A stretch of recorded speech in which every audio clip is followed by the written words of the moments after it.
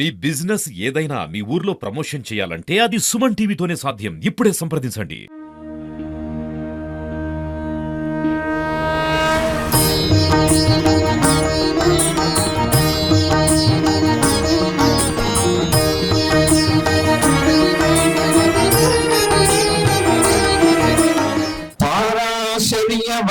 సరోజమమలం గీతార్థగంధోత్కటం నానాఖ్యానక కేసరం హరికథా సంబోధనాబోధితం లోకే సజ్జన షట్పదైర్హరః పేపీయమానం ముదాః భూయాద్భారత పంకజం కలిమల ప్రధ్వంసినా శ్రేయసే మూకం కరోతి వాచాలం ఫంగుం లంఘయతే గిరిం యత్కృపాతమహం వందే పరమానంద మాధవం.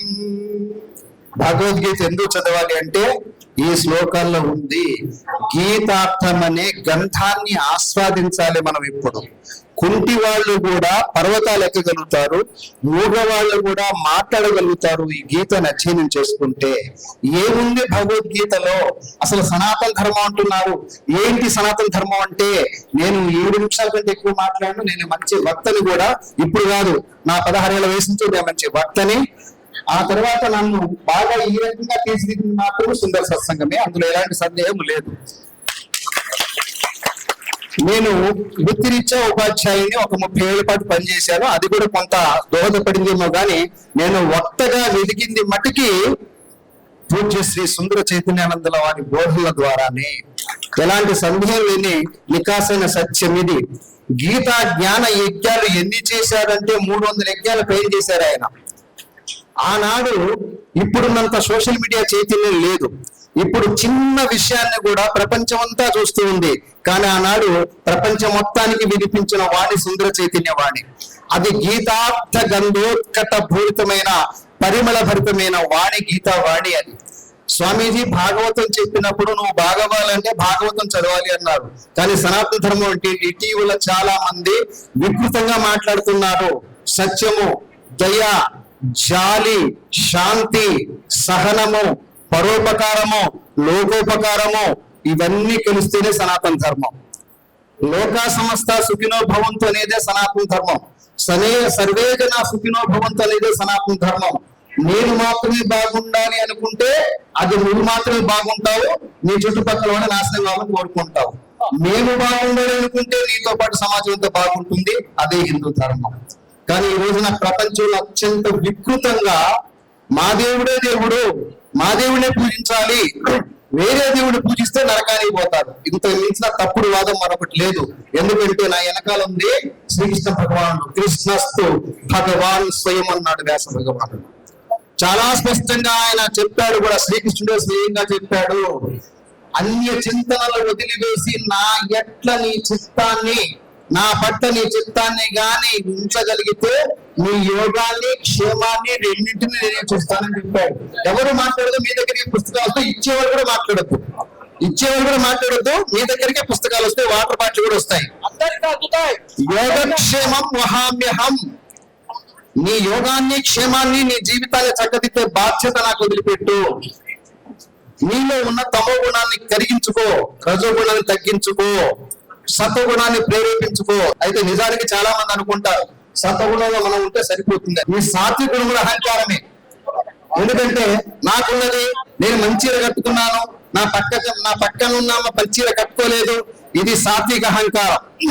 ఇది కూడా కరెక్ట్ కాదు. నేను 108 ప్రసాదాలు చేయించాను, ఆమె 3 చేయించింది, ఇది కరెక్ట్ కాదు. నేను 108 ఒత్తులు చేశా, ఆమె 2 ఒత్తులే వేసింది, ఇది కరెక్ట్ కాదు. ఇదంతా సాత్విక అహంకారం. కాబట్టి సాత్విక అహంకారం కూడా భగవంతుడు క్షమించడు. ఎప్పుడు త్రిగుణాన్ని అధిగమించాలి. సత్వాన్ని కేవలం కలిగినంత మాత్రం ఉత్తములైపోరు. సత్వము ఉత్తమత్వానికి నిదర్శనం కాదు. తమస్సుని కరిగించుకోవాలి. గమనించండి, ఇక్కడికి వస్తున్న వాళ్ళందరూ కూడా తమో గుణస్తులే. ఎందుకు వస్తున్నారు? వాళ్ళకి వయసుకి 60 ఉన్నాయి, 70 ఉన్నాయి, 30, 40 ఉన్నాయి. అక్కడి నుంచి ఏదో 2 అరటిపళ్ళు, ఒక 3 పూలదండ తీసుకొస్తారు. అక్కడ మా కార్యకర్తలు ఉన్నది ఇస్తే సరిపోతుంది. కాదు, ఇక్కడ దాకా రావాలి, వాళ్ళని మీరందరూ చూడాలి, ఇక్కడికి వచ్చి ఇవ్వాలి, ఏడాది దండం పెట్టి మీరందరూ చూడాలి. ఇది కరెక్ట్ కాదు. దయచేసి అందరికీ అందాలి. ఒక్కొక్కరికి ఒక్కొక్క పుస్తకం ఇవ్వే కార్యకర్తలు దయచేసి రెండో పుస్తకం ఇవ్వకూడదు. కాబట్టి అడగలేదు, ఎవరు అడగలేదు, మనం ఇచ్చే సేవాదారు వాళ్ళు. కాబట్టి సాత్వికమైన అహంకారం కూడా మంచిది కాదు. ఎప్పుడైతే నీ దృష్టి భగవంతుడిపైన ఉన్న వాళ్ళని మళ్లించేలా ప్రవర్తిస్తున్నావు, ఆ పాపం అంతా నీకే చూపుకుంటది. కాబట్టి 10 మంది కూర్చున్న చోట ప్రత్యేకంగా దేవుడు దండం పెట్టకూడదు, తప్పే. అయ్యా మైకు మాట్లాడద్దమ్మా దయచేసి. మా వాళ్ళు మీ దగ్గరికి వచ్చి ఇస్తున్నారు కాబట్టి మీరు ఎవరు మాట్లాడుతూ పుస్తకం తీసుకోండి అంటే మీ పక్క వాళ్ళ కోసం కానీ ఇంటి దగ్గర తీసుకోవాలి కానీ ఆలోచన చేయమాకండి. ఎంతమంది ఉంటే అంతమందికి పుస్తకాలు అందుతాయి. కాబట్టి ఈ 3 గుణాలు అధిగమించాలని చెప్పండి భగవద్గీత గుణత్రయ విభాగ యోగము. శ్రద్ధ ఉండాలని చెప్పింది భగవద్గీత, శ్రద్ధాత్రయ విభాగ యోగం లేదు. కాబట్టి మీరు తెలుసుకోవాల్సిన విషయాలు. మార్గశిర మాసంలో మనం ఉన్నాము, ఇప్పుడు కార్తీక మాసం వెళ్ళిపోయింది, హేమంత ఋతువులో ఉన్నాము. దయచేసి నేను కొంచెం పొరపాటున కార్తీకం అన్నాను, ఇది మార్గశిర మాసంలో మనం ఉన్నాం. మార్గశిర మాసంలో శ్రీకృష్ణ మందిరంలో జనవరి 15 వరకు ధనుర్మాస ఉత్సవాలు జరుగుతూ ఉన్నాయి. ఇవి చాలా వైభవపేతంగా జరుగుతాయి. ఈ కార్యక్రమంలో 4 రోజులు గోత్రనామాలతో పాల్గొనే వాళ్ళు 516 చెల్లిస్తే ఒక రోజు 3 రకాల ప్రసాదాలు మీ పేరుతో వితరణ కూడా చేస్తారమ్మా. అలా చేసేవాళ్ళు 2500 రూపాయలు చెల్లించాలి. కృష్ణ మందిరం పక్కనే ఉన్న స్థలంలో ఒక చక్కటి నిర్మాణం జరుగుతా ఉంది. దానికి ఎవరైనా ఇతోధికంగా విరాళాలు సమర్పించేవాడు ఉంటే ఆ విరాళాలు కూడా సమర్పించవచ్చు. ఇక్కడ మీరు ఇచ్చే ప్రతి రూపాయి కూడా శ్రీకృష్ణ భగవానికి చెందుతుంది. ఒక్క రూపాయి కూడా దుర్వినియోగం అవ్వదు. కాబట్టి ఈ మందిరమే సుందర సత్సంగ మందిరము, ఈ మందిరమే మురళీకృష్ణ మందిరము, ఈ మందిరమే భగవాన్ నిలయం కనుక ఇక్కడ మీరు ఇచ్చే ఒక్క రూపాయి 1 రూపాయలు సమానం అవుతుంది. బాగా గుర్తుంచుకోండి. బయట కౌంటర్ ఉంది, దయచేసి ఫోన్ పే ద్వారా చెల్లించవచ్చు. ఇంకా వివరాలు కావాలంటే రసీదు ఇస్తారు, మేనేజర్ హనుమంతరావు గారిని సంప్రదించండి. ఇలా రుణప్రేమలో మనము కానీ సాత్వికాన్ని అలవర్చుకొని సత్వగుణం ఎలా ఉండాలి? నేను బాగుండాలి, నాతో పాటు పక్క వాళ్ళు బాగుండాలని కూడా సత్వగుణం. దయ, జాలి, క్షమ ఉంటే సత్వగుణం. ఈ మూటిని వదిలేయటం అంటే మంది మనం కోల్పోవడం అర్థం. అలా మంది మన కోల్పోయే తత్వాన్ని గీత ప్రబోధించదు, గీత ఎప్పుడు చెప్పదు. గీత ఏం చెప్తుంది మనకి? మీ తల రాతని మార్చుకునే శక్తిని ఇస్తుంది గీత. ఇది ఉపనిషత్తు, ఇది బ్రహ్మ విద్య, ఇది యోగ విద్య. యోగం అంటే ఏంటి? కలయిక. ఆ కలయికని ప్రేరేపించి ప్రోత్సహించేది భగవద్గీత. ఒక సత్సంగము భగవద్గీత అంటే, ఒక యోగము భగవద్గీత అంటే. ఇంతమంది ఇన్ని ఊర్ల నుంచి ఇంత చలిలో వచ్చి కూర్చున్నారు. మీరు 2.5 గంటలు కూర్చోవాలి సిద్ధపడ్డారు. అది ఎలా ఉంటుందంటే ఇక్కడ గీత అధ్యయనం. అమ్మా కార్యకర్తలు మాత్రమే నిలబడాలి, దయచేసి వేరే వాళ్ళు నిలబడ్డారు. మీ దగ్గరికే బుక్ వస్తుంది. ఎలా ఉంటుంది పారాయణ మీకు తెలియ చెప్తున్నాను, వినండి. ట్రైల్ ఉండదు, ట్రైల్ వేద్దాం అనుకున్నాం కానీ మనకి ఆడియోలో భగవద్గీత వస్తూ ఉంటుంది, మైక్ లో వినిపిస్తూ ఉంటుంది భగవద్గీత. మీరు ఆ పుస్తకం తెరిచి పట్టుకోండి, దానికి అనుగుణంగా మీరు గానం చేయండి భగవద్గీతని. ఆడియోలో వస్తుంది, ఆడియో మీకు వినిపిస్తూ ఉంటుంది. ఎందుకంటే అందరూ చదవలేదు. ఇక్కడికి మేము ఆహ్వానించగానే మైసూరు దత్తపీఠం నుంచి గోల్డ్ మెడలిస్టులు వచ్చారు. వాళ్ళందరికీ ఇతోధికంగా చిరు సత్కారము మా వాణి గారు, అలాగే లలిత గారు, మరో 2 కేటాయించిన ఆ పని. వాళ్ళందరూ కూడా ఆ భగవద్గీత గోల్డ్ మెడలిస్టులకి చిరు సత్కారం. ఇప్పుడు కొంతమందికి సందేహం, వాళ్ళకేనా మాకు లేదా అని. ఎందుకు వాళ్ళకే చేయాలి? ఒకటి గుర్తుంచుకోండి, ప్రతి వాళ్ళకి ఇల్లు ఉంటుంది, సంసారం ఉంటుంది, పిల్లలు ఉంటారు, కోడళ్ళు ఉంటారు, మనవరాళ్ళు ఉంటారు, అన్ని ఉంటాయి, బాధ్యతలు ఉంటాయి. ఈ అన్ని ఉన్నా కూడా అన్నింటి మధ్యలో ఉంటూ వాళ్ళు 700 శ్లోకాల సారాన్ని అధ్యయనం చేసి ఒక పరీక్ష రాసి గోల్డ్ మెడల్ తీసుకున్నారు. కాబట్టి వాళ్ళకి ఆ ప్రత్యేకత. మీరు కూడా ఆ ప్రత్యేకత తీసుకుంటే మీకు కూడా సత్కారం చేస్తాం, ఏం సందేహం లేదు. ఇంకోటి చెప్తున్నాను, మైసూరు దత్తపీఠం నుంచి విశ్వ హిందూ పరిషత్ జిల్లా కమిటీకి ఒక వర్తమానం వచ్చింది. అయ్యా మీరు చాలా బాగా కార్యక్రమాలు చేస్తున్నారు రాణా ప్రతాప్ గారు, ఎవరండి మీ వెనకాల ఉన్నదని అడిగాను నన్ను. అంటే నా వెనకాల ఉన్నది బోనాల రామకృష్ణ గారండి అన్నారు. మీరు ఇప్పటికీ 3 కార్యక్రమాలు చేశారట, నిజమేనా అన్నారు. నిజమేనండి చేశామన్నా. మొదటి కార్యక్రమం జలాజనేశ్వర దేవాలయంలో భగవద్గీత విద్యార్థులకు పోటీ పెట్టాము. దాదాపు 270 మంది పిల్లలు ఇచ్చారు. ఆనాడు కూడా కొంతమంది గోల్డ్ మెడల్ పిలిచాము మేము. అద్భుతంగా జరిగింది ఆ కార్యక్రమం. ఆ స్ఫూర్తి తీసుకున్నాము. ఆ రోజు తీర్థప్రసాదాలు దండిగానే పెట్టాము. 2వ కార్యక్రమము ఈసారి ఉభయ జిల్లాల వ్యాప్తంగా పెద్ద ఎత్తున తీసుకుందాం అనుకున్నాము. కాబట్టి ఏ దేవాలయం మనకు సరిపోదు అనుకున్నాము. అందుకని రిక్కా బజార్ స్కూల్ బస్ స్టాండ్ ఎదురుగా అయితే వచ్చే వాళ్ళకి అనుకూలంగా ఉంటుందని పెట్టాము. ఆ రోజు మేము కూడా ఊహించలే. ఇప్పుడు మీరు ఎంతమంది వచ్చారో దాదాపు 1500 మంది ఆ భగవద్గీత పోటీలకు వచ్చారు. 45 మంది జడ్జీలు ఆ రోజున. ఆ 45 జడ్జీలు నేను సమన్వయం చేశా. నాకు ఉదయం నుంచి 2 పుస్తకాలు ఎవరో దయచేసి చూసుకోవడం, అది కృష్ణుడికి అపచారం చేసినట్లే. కృష్ణుడికి అపచారం చేసినట్టే తీసుకుని ఉంటే మటుకు స్వచ్ఛందంగా ఇచ్చేయండి తిరిగి. ఆ కార్యక్రమానికి జిల్లాలో ఉన్నటువంటి ఒక ప్రతి పాఠశాల యాజమాన్యం వాళ్ళు వచ్చి మాకు సహకరించారు. సత్తుపల్లి నుంచి, మురిపాల నుంచి, నగర్ నుంచి, ఇలా దూర ప్రాంతానికి పిల్లలు తీసుకొని వచ్చి ఆ పోటీల్లో పాల్గొన్నారు. ఆ రోజు వచ్చే వర్షం కూడా ఆగిపోయింది. ఆ రోజు ఆ గీతా యజ్ఞానికి అద్భుతంగా కార్యక్రమము. దాదాపు 600 మంది పిల్లలు పాల్గొన్నారు భగవద్గీత పోటీలలో. ఆ రోజు అర్రపల్లి సుధారాణి గారు మాకు ఎంతగానో సహకరించారు. వారు కూడా దత్తపీఠం గోల్డ్ మెడలిస్టే. గడిచిన 10 సంవత్సరాల నుంచి చూశానండి. గడిచిన 10 సంవత్సరాల నుంచి తిరుమల తిరుపతి దేవస్థానానికి ధర్మాచార్యులుగా, ఇలాగ ప్రవక్తగా నేను పనిచేస్తూ ఉన్నాను.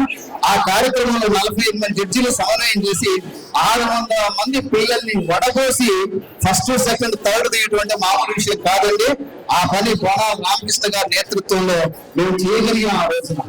ఆ తర్వాత మళ్ళీ ఈ బృహత్ సంకల్పం మనం చేయగలమా రాణా గారు అన్నారు. మేము 4 రోజుల నుంచి కూర్చొని తలమునకలు అవుతాం ఈ కార్యక్రమం మీద. ఎందుకు చేయలేము? సంకల్పం ఉంటే. చేసేది మనం కాదు, చేయించేవాడు శ్రీకృష్ణుడు. మనం సంకల్పం చేసి అవుతుంది. కృష్ణ మందిరం సరిపోతుందా అన్నారు.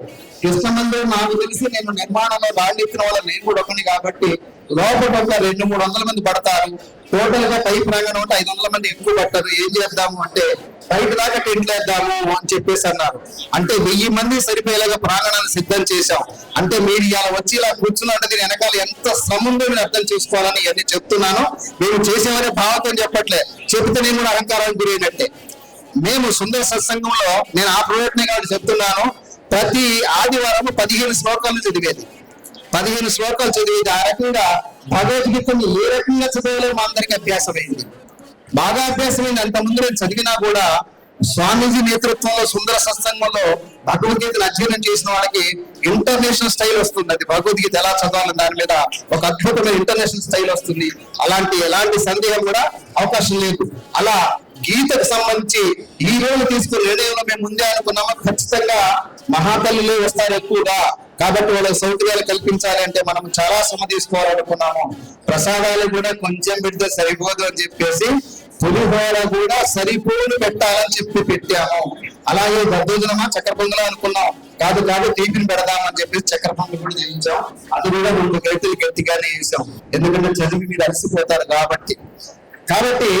ఈ రకంగా ఏర్పాట్లు చేయడం ఎక్కడ అనకాలి. కానీ మేము ఎక్కడ భయపడ్డామంటే ఈరోజు గూగుల్లో సమాచారం ఏంటంటే వర్షం వస్తుంది అని. నేను అన్నాను మన ఖమ్మంలో మాత్రం వర్షం రాదు అన్నాను. ఎందుకంటే ఇక్కడ భగవద్గీత చదువుతున్నాం కాబట్టి, పారాయణం చదువుతుంది కనుక మన ఖమ్మంలో వర్షం రాదు, గూగుల్ కూడా బ్యాక్ అయిపోవాల్సిందే అని. కాబట్టి నాకు వెళ్తుందంటే ఇక్కడ వర్షం వచ్చే ప్రసక్తి లేదు. గూగుల్ చెప్పిన నిన్న కూడా సమాచారం వచ్చింది వర్షం వస్తుంది అని చెప్పేసి, కానీ మన దగ్గర రాదు. భగవద్గీత చదువుతున్నామంటే ఎక్కడైతే గీతా పారాయణం జరుగుతుందో అక్కడ భగవానుడి యొక్క అనుగ్రహం సంపూర్ణంగా ఉంటుంది, ఎలాంటి సందేహమో లేదు. ఈ రోజు మైసూరు దత్తపీఠం వాళ్ళు కూడా 15 నిమిషాల పాటు మన వీడియోని పంపించమని అడిగారు. పంపిస్తున్నాము, ఎందుకంటే సుమన్ టీవీ వాళ్ళు లైవ్ కవరేజ్ ఇస్తున్నారు. అలాగే ఖమ్మం టీవీ వాళ్ళు కూడా మన వాయిస్ తీసుకుంటున్నారు. 15 నిమిషాల వాయిస్ మెసేజ్ ని ఈ సభా ప్రాంగణంలో జరిగింది మొత్తం కూడా మైసూరు దత్తపీఠాన్ని కూడా పంపిస్తున్నాం. తర్వాత గోల్డ్ మెడల్స్ అందరికీ చిరు సత్కారం జరిగి ఉంటుంది. వాళ్ళు జరగకపోతే అనంతరం మేము చేస్తాము, మీకు ఎలాంటి సందేహం లేదు. ఆ రకంగా సేవాదళ వాలంటీర్స్ అందరూ కూడా మధ్యలో పారాయణం జరుగుతున్నప్పుడు నిలబడి ఉండాలి. మీరు నిలబడి ఉంటామంటే నిలబడి ఉంటాం కాదు, మీ కళ్ళు మొత్తం కూడా వాళ్ళని పరిశీలిస్తూ ఉండాలి.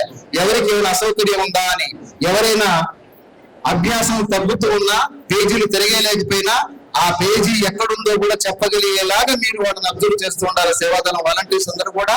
అంతేగాని నేను ఈ శ్లోకం మర్చిపోయానమని పక్క వాళ్ళని మీరు అడగొద్దు, ఎందుకంటే మీరు పాడైపోయింది కాక పక్క వాళ్ళు పాడు చేస్తారు. కాబట్టి మీరే వెతుక్కోండి అన్న శ్లోకం కానీ గాడి తెప్పితే, కానీ పక్క మట్టికి ఎట్టి పసి అడగొద్దు. మీరు ఒక్కటే అనుకోవాలి, నేను ఒంటరిగా కూర్చున్నాను ఇక్కడ, నేను మాత్రమే భగవద్గీత చదువుతున్నాను అనుకోవాలి. అట్లా అనుకుంటేనే పక్కకు చూడను. పక్కకు చూసావో దృష్టి అనేది తొలగిపోతుంది. దృష్టి తొలగిపోతే నీకు అక్కడ మనసు లగ్నం కాదు. ఇంత సమకూర్చి మార్గశిర మాసంలో హేమంత ఋతువులో చలిలో మంచులో వచ్చి కూర్చున్నది పక్కవాడు చదువుతున్నా లేదా చూడటానికి కాదమ్మా, అదే తమో గుణం. పక్కవాడు నీకు అవసరం లే, మనమనే భావంతో అందరం ఉన్నాం, కలిసి ఉంటాం మనం. ఓకేనా? ఆ రకంగా మనందరం కూడా ఇక్కడ నేను ఒంటరిగా ఉన్నాను, భగవంతుని సన్నిధిలో ఉన్నాను. ఇప్పుడు సందేహం, మేము మెయిన్ మందిరం లేదు కదా, కింద ఉన్నాం కదా, ఎదురు ఉన్నాం కదా అనుకుంటున్నారు. అమ్మ, మీ మనసులో లేని భగవంతుడు గుళ్ళో లేడు. విగ్రహం అనేది ఎవరికంటే నిగ్రహం లేని వాళ్ళకి. నిగ్రహం ఎప్పుడు వస్తుందంటే మనసులోనే ఆ విగ్రహాన్ని దర్శించినప్పుడు వస్తుంది. కాబట్టి నీ కృష్ణుడు మనసులో తలుచుకో. చూడలేదు లోపల భావం వదిలేయండి. టెంట్ కింద కూర్చున్నా, ముందు కూర్చున్నా, ఎక్కడ కూర్చున్నా మీరు కృష్ణుడు సన్నిధిలో ఉన్నట్టుగానే మీ చేతిలోనే కృష్ణుడు ఉన్నాడు భగవద్గీత రూపంలో. కాబట్టి ఇంకోటి లేదు. అందరికంటే నాకు తెలియజేస్తే, అయ్యా భగవద్గీత అందరికంటే కార్యకర్తలు చెప్పాలి. గారు నాయకులు అందరికి అందాయా? కొనసాగించే దేనికంటే అందరికి అందారు.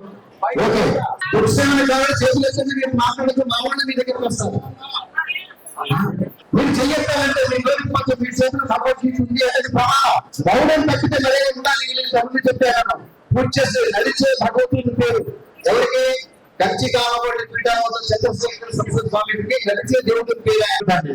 ఒక్క సేవకుడు మాత్రమే బయట నిలబడాలి. వాళ్ళకి టైం అవసరం లేదు. ఒక 2 గంటల దాకా సేవకులతో కూడా మాకు పని లేదు. ఒకవేళ కావాలంటే వాళ్ళు పుస్తకం కావాలంటే చేయకండి, ఎప్పుడు మధ్యలో లేవద్దు. ఇందాక ఒక విషయం చెప్పడం మర్చిపోయానండి, ఆదివారం కాబట్టి చెప్తున్నాను. సూర్యుడు యాక్చువల్గా ఏంటంటే సూర్యుడు మన కిరణాలు ఇచ్చి కింద నుంచి వచ్చే వర్షాలు చూపిస్తాడు. దాన్ని బట్టి ప్రకృతి మనకి ఏం చెప్తుందంటే, భగవంతుడు మనకి ఏం చెప్తున్నాడు సందేశించాలంటే, మనం గాలి తీసుకుంటున్నాం, నీరు తీసుకుంటున్నాం, వాయు తీసుకుంటున్నాం. మనందరికి తీసుకోవడమే ఉంది, ఇచ్చే కూడా లేదు. భగవంతుడు ఏం చెప్తున్నాడంటే, నీ సొంతంగా చెప్పండి, ఉత్తమ గీతంగా శ్రీకృష్ణ పరమాత్మ చెప్పాడు. ఇచ్చే గుణం ఉంటేనే మనం తీసుకునే అధికారం ఉందంట. యాక్చువల్ గా ఇచ్చే గుణం లేనప్పుడు తీసుకునే అధికారం లేదంట, అసలు జీవించే అధికారం కూడా లేదంట. మనం తీసుకుంటూ ఉన్నాం, ప్రకృతిని నాశనం చేస్తున్నాము, ఒక సాటి మనిషికి దానం చేయలేకపోతున్నాం. దాన గుణం చాలా చాలా ఇంపార్టెంట్ అని చెప్పి సూర్యుని ద్వారా ఉత్తమ గీతను శ్రీకృష్ణ పరమాత్మ చెప్పాడు. ఆ మాట చెప్పడం మర్చిపోయాను. అందులో గల ఆదివారం సూర్యుడికి సంబంధించింది కాబట్టి అది ముఖ్యంగా చెప్తున్నాను. తర్వాత ముఖ్యంగా ఇక్కడికి వచ్చిన సేవకులకి ఇవాళ మన గుడి ఆలయ నిర్మాణ కమిటీ భక్త బృందం వచ్చారు. వాళ్ళంతా కూడా 10 నుంచి దాదాపు 2000 ప్యాకెట్లు ప్యాకింగ్ చేశారు. వాళ్ళందరికీ ప్రత్యేకంగా పేరు పేరు అందరూ ధన్యవాదాలు చెప్తున్నాను.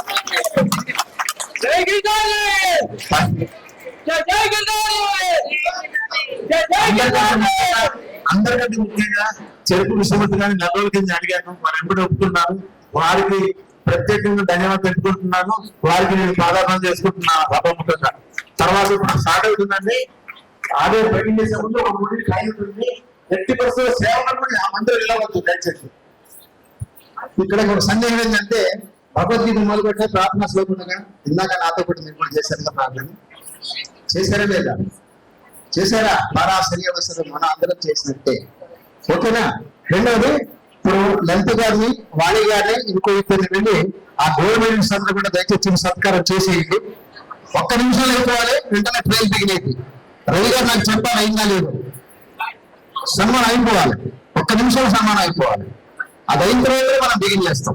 అందుకని సన్మానం జరగాలి. మనం ఆల్రెడీ ప్రార్థన చేసాం. ఇంకోటి గంటల్లో కొంతమంది చేస్తారు. ఏం చేస్తారు? వస్తే వస్తుందేమో. చేద్దామా? ఓం శ్రీకృష్ణ పరబ్రహ్మణే నమః.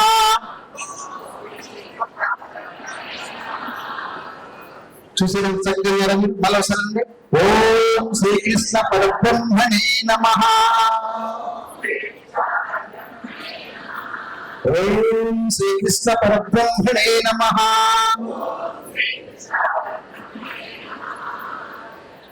వసుదేవ సుతం దేవం కంసచానూరమధ్యం దేవీ పరమానందం కృష్ణం వందే జగద్గురుం. అతసీ పుష్ప సంకాశం హారలోపురశోభితం రత్నకనకేయూరం కృష్ణం వందే జగద్గురుం. కుటిలాలక సంయుక్తం పూర్ణచంద్రని భాసనం విలసత్ కుండలధరం దేవం కృష్ణం వందే జగద్గురుం. బ్రహ్మం చేశానంటే గీత డైరెక్ట్ మొదలు పెట్టుకోవచ్చు. మాయాపూతన జీవితాపహరణం గోవర్ధనోద్ధారణం కంసచ్ఛేదన కౌరవాదిగణనం కుంతీ సుతాపాలనం ఏతత్ భాగవతం